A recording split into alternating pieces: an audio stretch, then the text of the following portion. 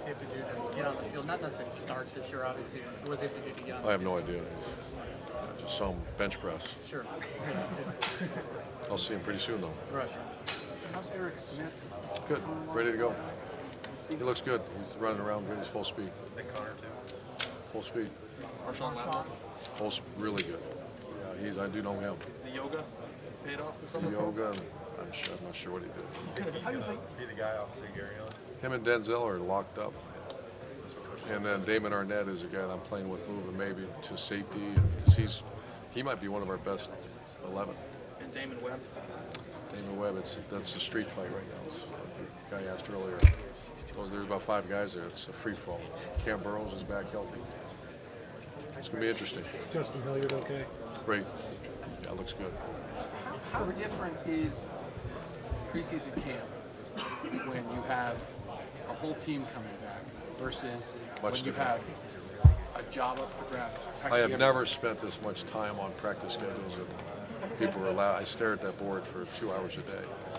Every practice I've probably gone over 5, 6, 7 times to make sure we're getting everything accomplished. So, and how different is it when, I guess last year, right, like training camp, you're just trying to get better, trying to get ready. And stay healthy. And stay healthy. You're not really having to evaluate as Joey Bosa as a player. Right. But this is, you're going to be evaluating you. How does that change the job? Changes everything. It's just night and day. You come in after practice and you're going through film and you're going through everything else, you're trying to figure out who's going to be our starter. And I'm giving them line of demarcation where they have to name a starter.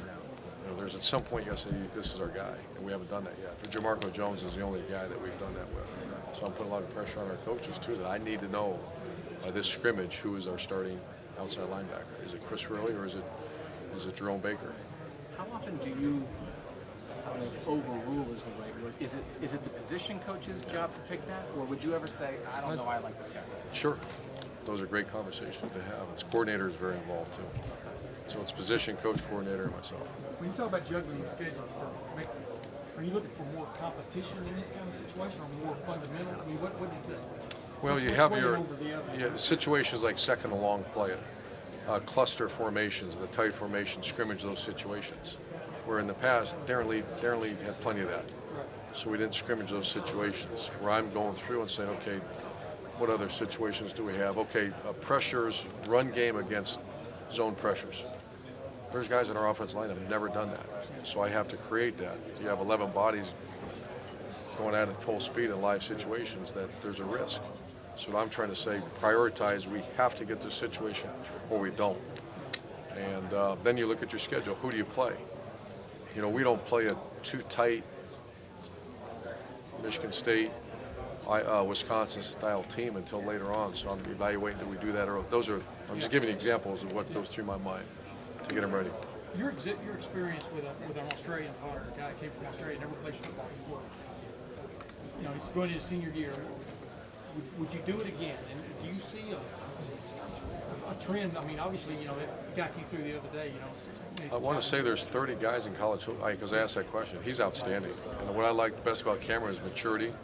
He played Australian years football. He wasn't a typical 17-year-old that you had to keep in order. He was a grown man when we got him, and he's one of my favorite players too. But do you see that? I mean, do you see that trend of like having that more dynamic, whatever you want to call it, guy at the punting? Well, here's what's happening: is you're teaching your Americans how to punt like Australian, and you're teaching Australian to teach like a. Yeah. We do. We spend like in the summer. Cam was not allowed to punt rugby style, just pro style. And I got Drew Chrisman in there. He's working on the. So we'll see what we got here next week. But do you see that? You're a big special teams guy. I mean, that's a weapon, man. What do you think? I'm wondering if it's ever going to translate. I guess because I asked that question. Has it moved to the NFL yet? And the answer is no. I wonder if it will. What do you think about eliminating kickoffs? I'm sure you've been asked. Yeah, I'm not ready to comment on that yet. I think the conversation's a good conversation piece. You talked about competition in training camp. Do you foresee that extending each week into the season, and you may start against this team, but you may not the next week, or you want to settle in and have those guys not have to look over their shoulder that much? I don't know. I'm going to let it play out. I haven't really thought that way through. But what do I rather have is I think anytime you have, I made the comment last year, if you're a quarterback at Ohio State, of course you're looking over you. You better be good. If you're an offensive guard, there's a good one behind you. There better be, or we're going to be the place for those programs that went like this. Assuming the talent 10 minutes, is equal, folks. would you rather have a hungry team or an experienced team? Because, like, I think this year, you got a bunch of juniors who are going to be first-year starters who have to be hungry. Yeah. I've been Last asked year the you had a question, bunch would you of rather be experience. picked to win by 3 touchdowns or be an underdog? I'd rather probably means I got a great team. I don't know. I don't spend much time thinking about that. When you evaluate guys in the job battle, is it your inclination to lean more to like the guy who pops, but maybe might make a mistake but might make a huge play, or lean more to like the steady guy who's going to do his job all the time? Depends on the team. That's a great question. Dontre Wilson early in his career was the pop guy, but he couldn't block because he wasn't big enough. And, if he had a tendency, maybe he's going to lay it on the ground, but he might go the distance. It depends on the kid, what the guys around him are. There's certain positions that can't be. Quarterback position, you can't have a guy like that. But a receiver guy, you stick it like a Torrance Gibson right now is that. It might pop, but it might not. Where we've had guys like that. Chris Rainey was, when I was at Florida, he was exactly that. You give him the ball, there's a chance that's going 90 yards. But he might go the wrong way. So you can't have a whole dysfunctional. You don't quite want to get 11 of either one. And now I'm not bashing Chris Rainey. No, I'm just saying. When you look at this roster, though, is there as much potential as you've seen at the skill spots that guys do play? I mean, what do you see when you It's look up at that there. roster? I don't want to say it's the best I've had because that's unfair to the other guys, but it's pretty good. If they all stay healthy, we have some choices. What are your expectations for Tim back going into this season now as he kind of gets more comfortable with that? Yeah, I think, I put that one more on me than Tim last year. We had our coordinator on the field last year, and Tim was stuck in a position that he shouldn't have been in because I'm very active in the play calling, and it was kind of a triangle, and that's too much. And so Ed's been moved up the last 2 games of the year. He was upstairs, and it was more the way it should be. And so that was more on me. So I anticipate he'll be very comfortable this year. One of the few players we haven't mentioned is the kicker. How do you feel about Good. his progress? Obviously not a great year last year. Yeah, he could just academically, body weight, all the things that we've asked. He's done it, and he looks great. I asked you a minute ago about tight scholarship numbers, and there's probably at most 4 or 5 spots left in 2017. You're recruiting a lot of the same positions. There's multiple names at the same position. And I've always just wondered the idea of never knowing when someone's going to really commit to you. Do you have to have conversations right now with your assistants of if this guy goes, do we take him right now, and how prepared or how ready are you in your mind to make those instant decisions you might have to make in terms of whether somebody is a take or a leave it just based on the timeline of when everybody's going to be committed? I'm probably giving you too much here, but you do. You have a list of there's no break. I don't care where we're at. We're taking that guy. And then you got the other ones you got to don't take it until you talk to me. So if so-and-so calls and says, I want to be a Buckeye, there's probably 5 of them right now that the answer is boom, celebration, we got them. Then there's others, how does this fit in the roster? So what's that conversation like when one of the automatics, or not an automatic, a non-automatic, calls and said, I want to commit to you, but you're not ready? How does that go? It's not good. Have you ever lost a commitment because you weren't ready? Sure, yeah. Lost more than you kept. Yeah. And you have to be prepared to do that. But the best thing that we've extremely honest with the player, and sometimes that's not normal. We're very honest with them, and if this guy leaves early for the draft, we'll take you. That doesn't sit well sometimes, unless they really want to come to Ohio State. Is there any? So Those are the conversations we're having. So if this guy leaves early, then you have one. If he doesn't, you don't. But I'll just go there. But they might not know they're not in until they want to commit. That's probably accurate. I guess every kid's different. Yeah, right.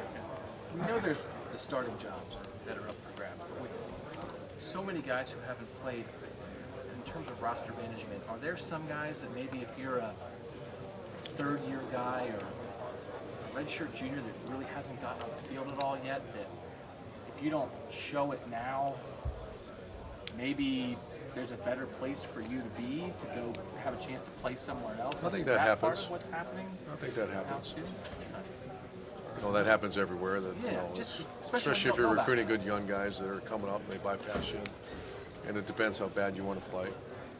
Ultimately, in a place like Ohio State, it's so important you get that degree, an Ohio State degree. So a lot of times guys will do that, and that's when you see the graduate transfers. And we haven't had a lot of that, but I can see that happening at some point. Just to shift gears for a minute, a few years ago, you obviously dealt with some mental stuff. You were able to start about it. Lots of people do the same thing, this obsessiveness, all that. I've dealt with myself actually having a baseball career.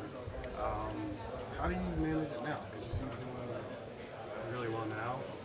What do you do now that would help those other millions of people? Great question. I think obsessive. What word did you use? Yeah. Is that a word? It is. Sure. And if you experienced it, as most of these people probably did, I just try to make sure there's mechanisms in place to not let that happen. And to say that doesn't happen, I'd be lying to you. It happens all the time. Constant. And Can you give any examples of what you do to manage it? yeah, I mean, I don't want to get too personal. My faith, my family is the direction that I go immediately, and I have mechanism in place to get that back in order. Is it perfect? No. I mean, it's a challenge. I'd say weekly to keep it on the tracks. Has it occurred to you, Urban, this is your 5th year at Ohio State, No. and your 5th year, to compare that to going into your 5th year at Florida? Because that was, in many ways, a tumultuous year. 5th year of Florida, that was 09, right after the championship. Yep. Yeah. Well, I mean, it was great. It was nothing with Florida. It was all on me. Right.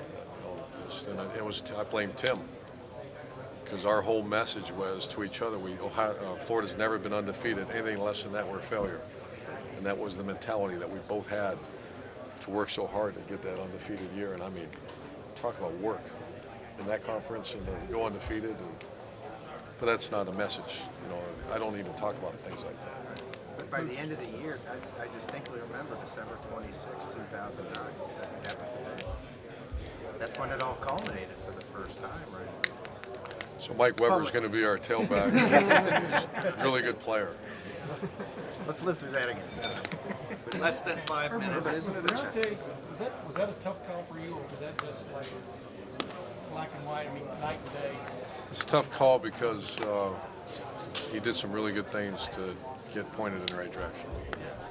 Coach, there's a chance that 3 teams within your division could start in the top 10. I mean, how would the stakes maybe raise with each season you've been there? I mean, it's pretty elite at the top. It's legit. I was shocked at when I came here in 2012, the disrespect for the Big Ten nationally. But then you looked and it was, I don't want to say deserved because that's harsh, but you looked at the draft picks, you looked at the recruiting cycles, you never saw Big Ten teams in the top 5, top 10, and now you're seeing. So it's a credit to Jim Delaney, it's a credit to the athletic directors, the coaches, but most importantly, the quality of player. I feel a much different vibe walking through these hallways about the respect nationally for the Big Ten. So, would you say you anticipate very similar to last year, the battles you had with Michigan State right at the top? I don't know. I don't want to go there because there'll be 2 or 3 surface. Iowa last year became one of the best teams in the country, and I don't remember them being picked very highly. So there's some really good football players out there right now that something's going to happen that maybe all of us does not expect. Urban, I know how highly you think of Ezekiel Elliott. Similar a little bit, I guess, for the Bronte thing. He was accused recently. Do you have any comment on that? Do you know much about it? Well, I talked to Stacy, but I can't comment because I don't know.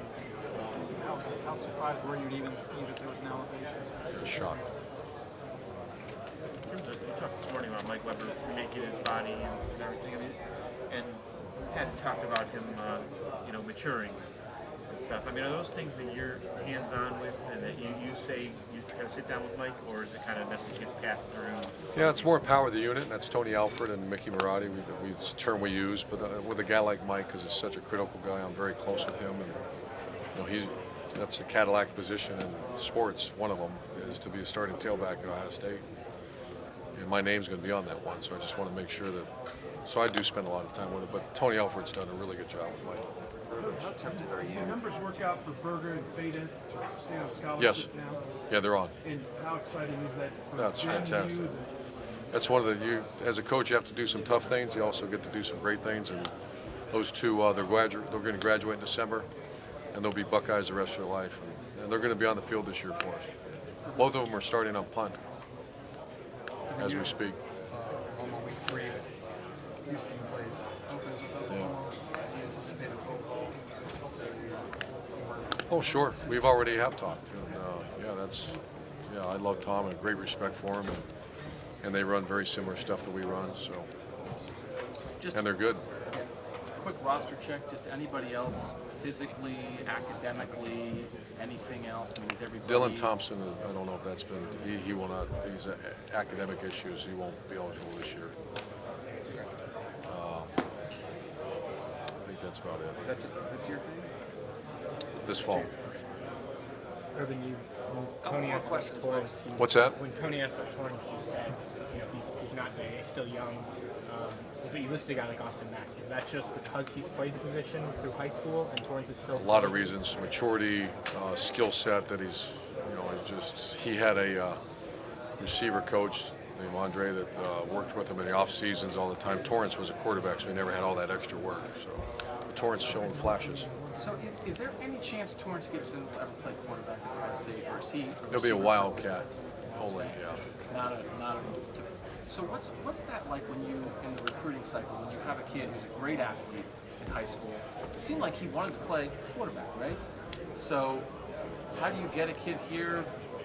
Maybe, Well, he was an exception. I think Braxton. I didn't recruit Braxton. I did, but he didn't come. But I imagine those similar conversations. You have this when you're talking about elite. Those are Braxton and Torrance and elite. And you will give if they want a shot at quarterback, you absolutely get one. Braxton, it worked out. Torrance saw early on that it's probably best, and it's got to be more of a mutual thing. We don't force anybody to move. Like Joe Hayden came to Florida as a quarterback. It didn't take long. So recruiting, then you want to tell the kid, we'll give you a shot. Sure. But then once he's here, maybe you talk it out. What do you talk think? About best for the team, best for him. Coach, thanks a lot. We got to get more. Thanks, guys. Thanks.